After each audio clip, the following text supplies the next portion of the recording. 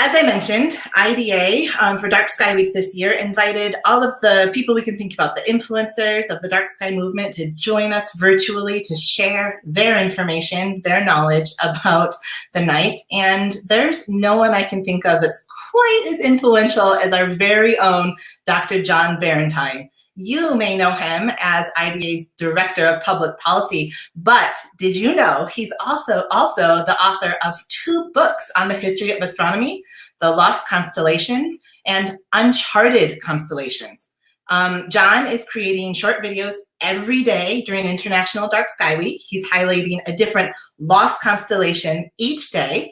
Today is special because he's here live to talk to you and answer your questions about the lost constellations. So welcome, John. Thank you, Amanda. So John, before we begin and learn about Custos Messium, am I saying that right? All right. You are. Mm-hmm. Can you tell us a little bit about what the lost constellations are? Sure. This is something that's unfamiliar even to a lot of amateur astronomers that have studied the night sky for a long time. And in brief, what they are is a set of about 40 constellation figures that used to appear on maps of the night sky historically. But in the early 20th century, shortly after World War I, when the European astronomy community came together to form a professional organization, they decided that they really needed to standardize this, and they needed to decide once and for all what the constellations would be. And they only came up with a list of 88, and those are the same ones that you will find on any star chart now. So in part of that process, they had to decide what to keep and what to discard. And the lost constellations are that set that they gave away, but we can still go and find them if we know where to look for them on the night sky. And that's why this is relevant to Dark Sky Week, because many of them consist of fainter stars that are not easily seen in the presence of a lot of light pollution. So if we want to keep the memory of these constellations alive and have it be a sort of a part of a living history of the night sky, then we really do need to keep the night sky dark. Now we have an overview video of the subject that's already on the YouTube channel. And as you mentioned, we'll be doing one of these short videos a day highlighting a different lost constellation. Great. Okay. Well, again, if you're just joining, this is Dr. John Barentine, IDA's Director of Public Policy, and we're going to play a video of one of the lost constellations. Please, if you're tuning in and you have questions for John about these lost constellations, about astronomy in general, John is a professional astronomer, or about our work at IDA, go ahead and drop your comment in the video where you're watching. We'll see it, and we'll get to as many as we can after this presentation. Okay, so let's take it away. Welcome back to the Lost Constellations. I'm John Barentine, Director of Public Policy at IDA. Throughout International Dark Sky Week 2020, we've explored constellations that once appeared on star charts, but that were discarded in the early 20th century in a process that gave us the night sky recognized by modern astronomers. Today's lost constellation is Custos Messium, the Harvest Keeper, depicted on maps as a small human figure near the North Celestial Pole. In the example shown here, it's drawn near another contemporaneous lost constellation called Rangifer, the reindeer. But Custos Messium turns out to not only reference multiple layers of meaning, but a real person who was alive at the time of its creation. Custos Messium was introduced in 1775 by the colorful French astronomer Jérôme de Lalande. Born in 1732, Lalande first trained as a lawyer, but soon found astronomy and pursued it for the rest of his life. He made a name for himself early in his scientific career with a measurement of the moon's distance from Earth in 1751 that was remarkably precise for its time. 10 years later, he became a professor of astronomy at the Collège de France, a position he held for nearly half a century, and during which time he coincidentally recorded an observation of the planet Neptune some 51 years before its recognized discovery. Decades after his death, the American author Richard Hinckley Allen described Lalande as, quote, the enthusiastic astronomer who would spend nights on the Pont Neuf over the Seine, explaining the wonders of the variable star Algol to all whom he could interest in the subject, and whose seclusion in his observatory amid the turmoil of the French Revolution enabled him to thank his stars that he had escaped the fate of so many of his friends, unquote. Lalande proposed Custos Messium on the occasion of the appearance of comet Montaigne, which was seen to travel across the night sky the previous year through the stars between Cassiopeia and Polaris, also called the North Star. Lalande proposed to honor his friend and contemporary, the French comet hunter Charles Messier, for discovering the comet, and so came up with a play on words. The Latin word messus refers to a harvest of crops, so the keeper of harvests, Custos Messium, became an analogy for one who harvests comets from the night sky. Quote, though he was being sincere about his friend, biographer Philip Pugh wrote in 2012, Lalande quite often proposed new constellations, usually while inebriated, unquote. Messier was a prolific discoverer of comets in the late 18th century. Working mainly from a small wooden enclosure atop the Hôtel de Cluny in Paris, he repeatedly swept the night sky with a small telescope, looking for objects that moved from night to night and were therefore likely to be comets. And he was richly rewarded for the work. Messier discovered 13 comets outright between 1750 and 1785, and independently co-discovered a further 7, accounting for nearly half of all comets discovered and co-discovered in Europe during the 18th century by a single individual. For this achievement, the French King Louis XV referred to Messier as the comet ferret. He is perhaps best remembered in the history of astronomy not for his comets, but for the objects he found that looked like comets but never moved. These were distant star clusters, nebulae, and galaxies indistinguishable from comets in his telescope. The catalog of 103 comet lookalikes he compiled, later extended to 110 with the help of his assistant Pierre Machin, is familiar to every amateur astronomer. Lalande may have had a further double meaning when he created Custos Messium. His figure is an example of a watcher or guardian figure found elsewhere in the night sky. The neighboring constellation Camelopardalis, the giraffe, occupies a region of sky thought by cultures of the ancient Middle East to represent a wheat field. Writing at the end of the 19th century, Richard Hinckley Allen speculated that Lalande's invention may have been, quote, induced by the fact that the two neighboring royal personages, the constellations Cepheus and Cassiopeia, were rulers of an agricultural people, and the giraffe was an animal destructive to grain fields, unquote. Custos Messium enjoyed a half-century of popularity, appearing on most European star charts at the time. But by the end of the 19th century, it was largely forgotten. When the modern constellations were decided in the 1920s, the lines demarcating Cassiopeia were carefully drawn to incorporate almost all the stars that once belonged to Custos Messium. And it is still in the sky. To locate Custos Messium in night sky, first find the 5 bright stars marking Cassiopeia, which look like a capital letter M or W, depending on the time of year and the hour of night.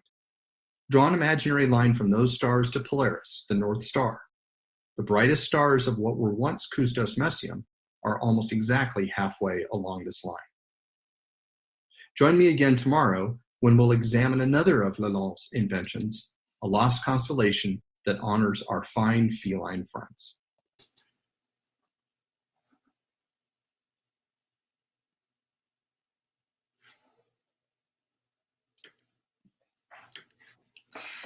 My favorite part is the drunk naming. We've all been there, right? John, have you drunk named any constellations? I haven't lately, that's for sure.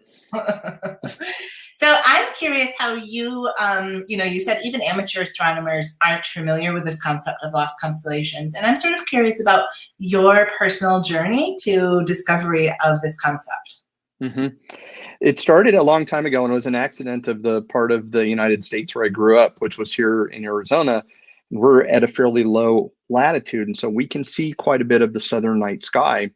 And I remember being a kid, and in the winter, from our latitude, there's a bright star in the southern night sky called Canopus, and from our position, it just barely comes up over the horizon for a few minutes each night in the winter. And I couldn't find that on any of the charts that I had, and I wondered what it was.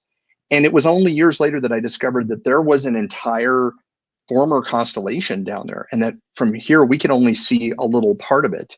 And so for a long time in the back of my mind, I had this idea, somebody should really kind of research this and try to pull all this information together and figure out, why did they disappear and what was the selection process? And it's funny because literally a few days after I finished my degree, when I defended my PhD thesis, all of a sudden, you don't have something to do all the time anymore. And I started looking around for other projects, and I was reminded of that. I went around and looked and found out, nobody has really dug into this very deeply. And that was the beginning of the project. Yeah. We have lots of people writing in and saying how much they enjoy your book. So we're glad that you did that research and dug into it and made it a Thank project. you. Yeah. Mm-hmm. And how many constellations that were lost did you discover in total?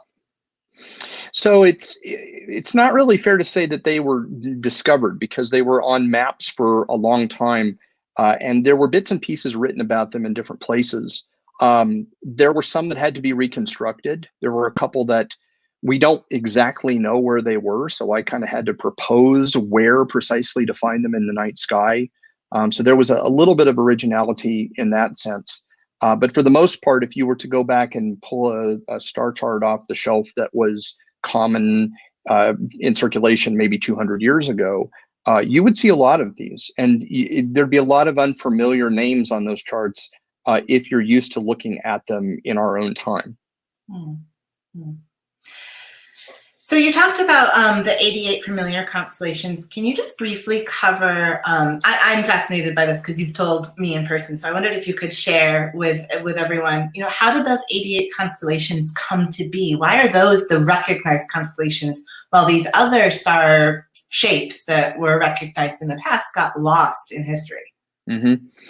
And keep in mind that we're only talking about the constellations in what we would call the Western tradition. So European history. These are mostly figures that descended from mythology, Greece and Rome, and that came to us indirectly through Egypt and ultimately from Mesopotamia. So we're already discounting all of the other non-Western constellations, and that's an accident of the time at which these decisions were made. I can report happily that now the modern professional organization of astronomers throughout the world, to which I belong, called the International Astronomical Union, is trying to make up a little bit for that by assigning proper names to individual stars for the first time in its history. And it's paying attention to non-Western names for stars, and especially the names in indigenous cultures. So we're beginning to slowly extend the night sky to make sure it's a little more equitable for the different societies around the world. The fact is, we don't really know precisely what the selection process was, because a lot of the details of the conversations and the debates that took place at the first meeting of the IAU in 1922, when the list was decided, are apparently lost to history. And in the official reports that were made by the IAU at that time, there really isn't any significant information about how the decisions were made. It certainly looks like they preserved all of the mythological figures that were in the night sky and were known in the ancient world. But there are some interesting things about the more modern figures that they chose to keep. And a little bit of that was an accident of who won World War I. Because the Allies won and the Germans were defeated, all of the figures that had origins in German history or culture were all discarded. We can't say that was a deliberate move, but probably in the time just after the war ended, among European astronomers, there may have been a cultural bias against the Germans. And so that's why those figures were discarded. Okay. Well, we have some really great questions coming in through Facebook and YouTube. And if you're watching along, please do post your questions for John. Before we get to those questions, I'll just remind people, if you're just tuning in, this is a program brought to you by the International Dark Sky Association for International Dark Sky Week 2020. And if you want to learn a little bit more about Dark Sky Week, please visit idsw.darksky.org. John, we got a question from, James, who's 5 years old, who is wondering if you could answer, what is the life cycle of a star? Well, that's a great question, James, because without stars, we wouldn't have constellations. And the short answer is it depends on what kind of star are you. Are you a big, heavy, massive star, or are you a smaller star, more like the sun? They all have a life cycle. They all are born, they live for some time, and they eventually die in different ways. And the main difference is how they end their lives. The small stars, like our sun, kind of disappear quietly. They turn into something called a white dwarf. That's like a very little star about the size of the Earth. It's a very dense, very hot object. And they will slowly radiate their heat away for many billions of years. So they last a really long time. But it's those massive stars that are much bigger than the sun.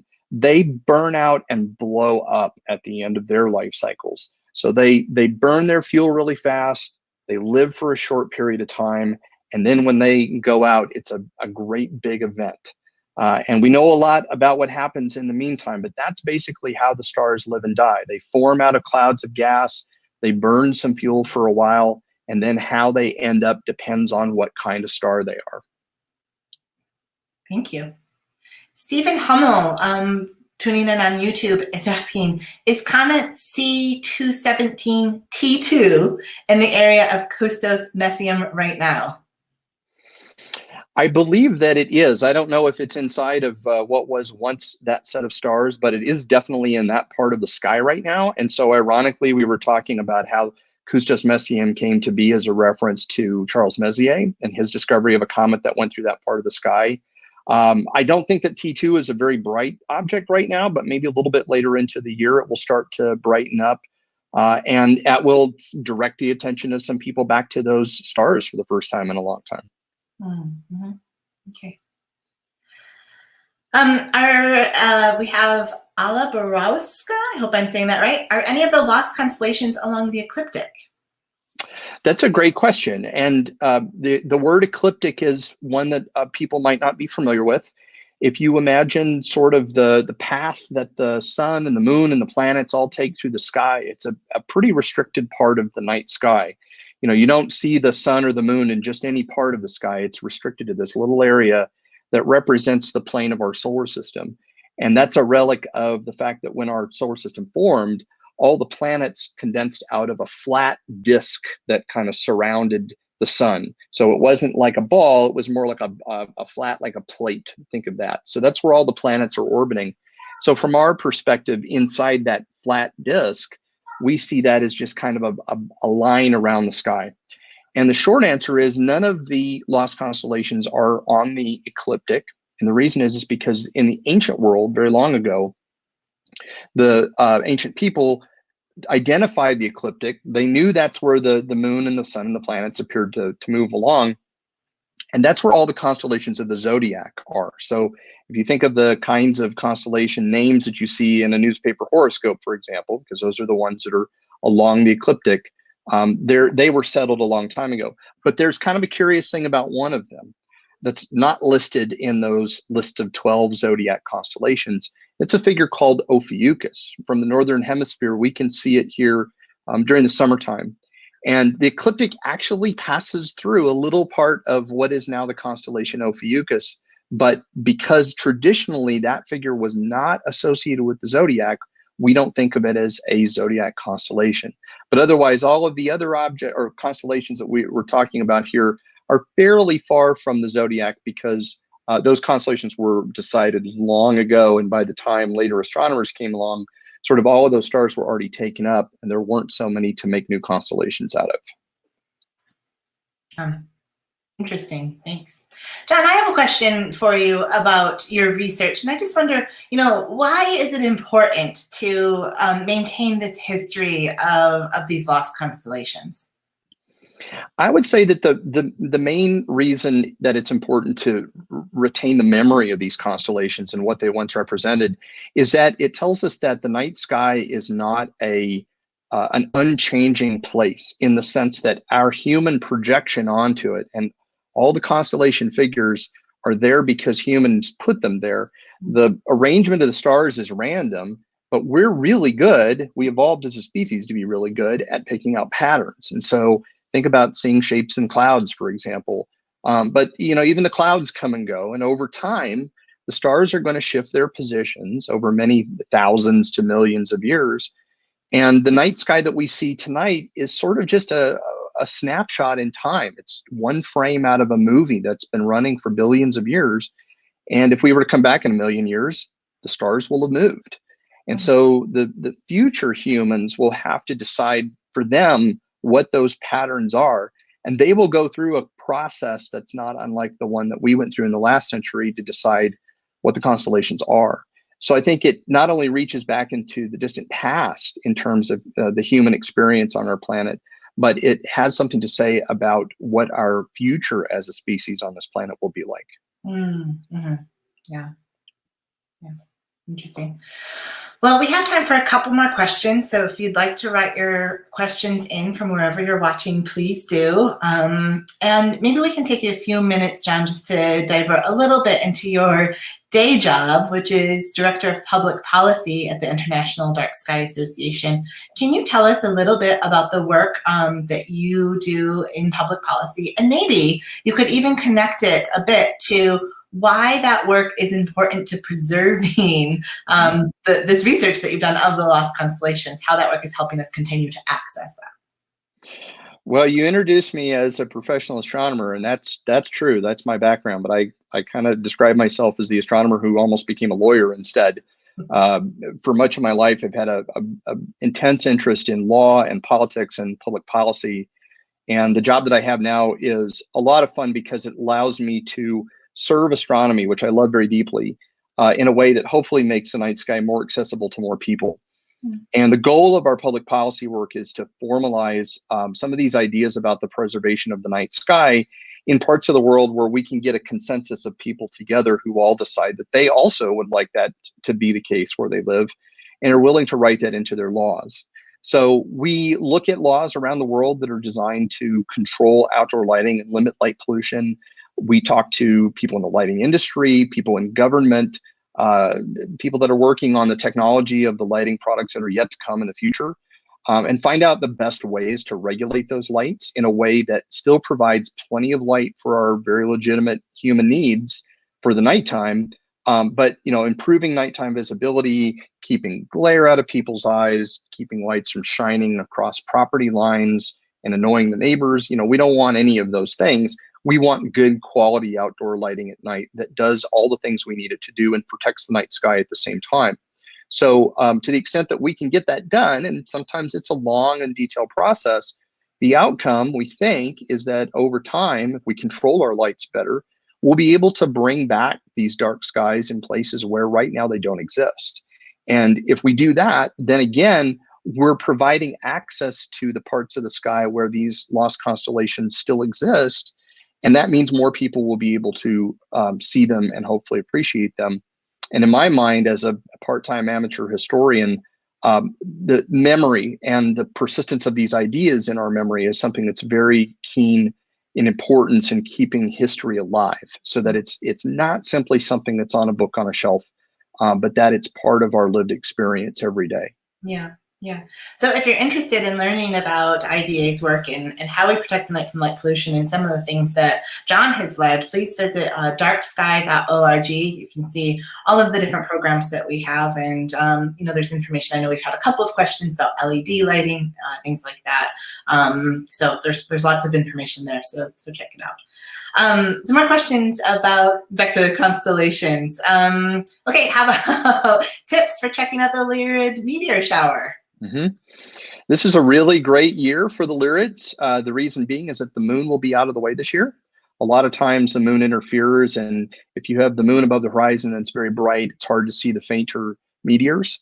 What you want to do is, if you're in the northern hemisphere and you really need to be in the north to be able to see this, is go out after midnight, because the rates of meteors always pick up after midnight, because then that's when the Earth is moving into the direction of the meteor stream, the side of the planet that you're on. And you want to look generally towards the northeast sky. You don't have to look straight up in the sky, look down a bit of an angle. You don't need a telescope. You don't need binoculars. Meteor watching really benefits from just your unaided eyes. And of course, if your sky is dark, that helps because it means you'll see more meteors. Some are bright, some are faint. But the Lyrids are known for producing some really bright ones. And so this is something that's even worth looking at if you're in a city. And in a typical year, you can expect about 10 to 15 bright Lyrids per hour. So you're going to see one on the order of every few minutes. Great. And I'll make a quick pitch. One of the activities for International Dark Sky Week this year, we're inviting people when they're outside looking up at the night sky, whether in a city where there's some light pollution and you can only see a few stars, or in a really dark place where you have access to maybe more of those meteors. Snap a picture when you're out there and post it to your favorite social media network, whatever it is, and use hashtag #LookUpTogether. We'll be watching that hashtag and sharing those pictures. So check that out. And there's more information about that activity at idsw.darksky.org. You can go over to the activities tab and learn more about that. Okay, John, I think we have one last question, and it's a great question to end on. Can you tell us your favorite lost constellation? I do have a favorite, and that is Argo Navis, which represents a large wooden boat, and it was once the largest constellation in the night sky. I mentioned earlier about the reason that I got into the subject originally was seeing a bright star in the south called Canopus, which turns out to be the brightest star in that particular constellation. And there's already a video posted about that one for Argo Navis, so make sure to look at the YouTube channel. And I'm excited to say that the first and only time that I went to the Southern Hemisphere, which was 2 years ago, I got to visit New Zealand. I was able to see the whole thing for the first time, and it was a really special moment. So that one is my favorite by far. Oh, awesome. Okay. So if people have more questions about the lost constellations or the uncharted constellations, either of your books or your work as an astronomer, how can they get a hold of you? The best way is to find me on Twitter. My Twitter handle is @JohnBarentine, and I will be around for at least the next hour on Twitter. Post questions to me there, and I will be happy to answer them. Awesome. Great. Well, thank you so much. And thanks everyone for tuning in. We appreciate you being here. And again, I just quickly want to say thank you. If you are an IDA member or someone who has supported IDA, we appreciate your support. And it's because of you that we're able to share this work, this programming, and celebrate the night sky together for International Dark Sky Week. If you are curious about the activities for Dark Sky Week, please go to idsw.darksky.org.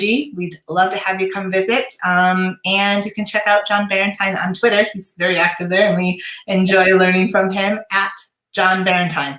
So thank you again, everyone, for being here.